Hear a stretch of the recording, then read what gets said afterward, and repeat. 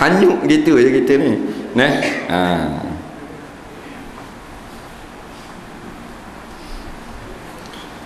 Kerja dengan Allah sikit bayar orang mahal, kerja sikit bayar orang mahal. Dan tidak terhingga dan tersakat labanya, tak boleh nak hingga. Nah, tak boleh nak kira ya. Kalau kita kerja boleh kira.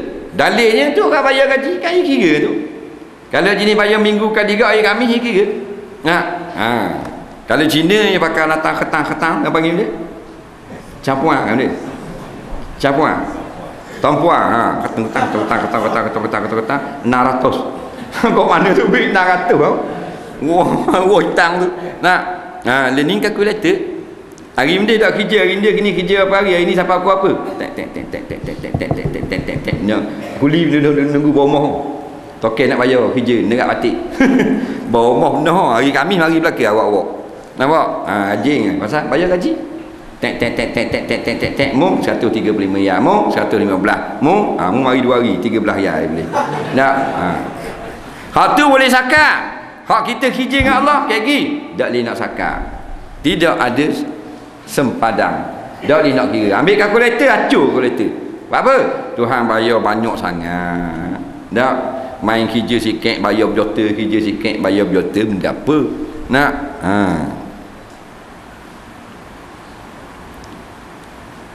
di dalam tempat dan negeri yang kekal, iaitulah syurga yang termaklum itu. Jadi bayar di mana? Bayar di dalam syurga lagi. Dalam syurga tak ada orang duduk di rumah. Hebatnya syurga tu tak ada rumah dalam syurga. Sebab tu kalau kata baitun fil jannah, bait ni dia banyak makna.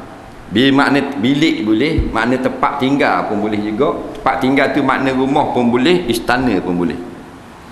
Sebab tu orang sebut dalam hadis-hadisnya, dalam syurga ni duduk di dalam istana mahliga tu lah, ataupun khimah dipanggil. Rumah biasa gini nak tahu. Pasal apa rumah kita duduk ni tak molek, tak layak dengan syurga. Mahliga dia sebut dalam hadis ni, megang pintu delima. Ni megang pintu, kita duk beli kedai hardware, megang pintu 40 riyal tu. Tu penekeh. Dalam syurga delima. Esai daripada mah. Pintu daripada beliang. Allah hebat. Dah kalau pintu beliang, takkan dinding papang kayu-kayu getah. Tu kata hebat. Rumah tak ada dalam syurga. Yang ada istana. Istana besar-besar belaka. Tak ada 3 bilik 4 bilik tu kan, tu kelas masak teres. Kita tak dunia boleh 2 bilik tak kenal orang dah, rumah murah PPRT JKK saing. Dah gong tak patut dah pasal batu. Orang lain rumah kampung belaka. Mana dangar belaka. Dia seorang hak rapat sikit dengan JKK boleh PPRT. Buat rumah batu 24,000 boleh batuang. Dah akan nak megah kakak curung tengok rumah rumah tu 24,000 2 bilik. Nampak? Jamban nak basuh sakau. Sombong ngak-ngak dah. Ni kalau kita ada rumah 4 bilik bapak papa kedana 4 bilik. Kerana dalam paling sikit bilik di dalam istana syurga adalah 70 bilik. Kerana setiap seorang Allah bagi paling kurang 70 orang bidadari.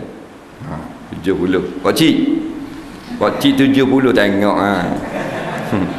pada kepo nak dara kita ada kerja lain dah pakcik. Tak. Masa ni tak gerak dah. Kalau boleh pergi timbang tak ada apa dah pakcik. Berapa dah umur? 74. Baru 74 tu dah. Tua Mahdi bank Nampak? Tapi kalau dah 74 boleh pitih 15 juta tak sedap dah. Mereka masih umur 34, 44 sedap kan, tak umur lagi. 74. Dah lina boleh apa molek lawa apa ratu cantik dunia umur 16 dah lina buat apa kau tengok saja geli gitu.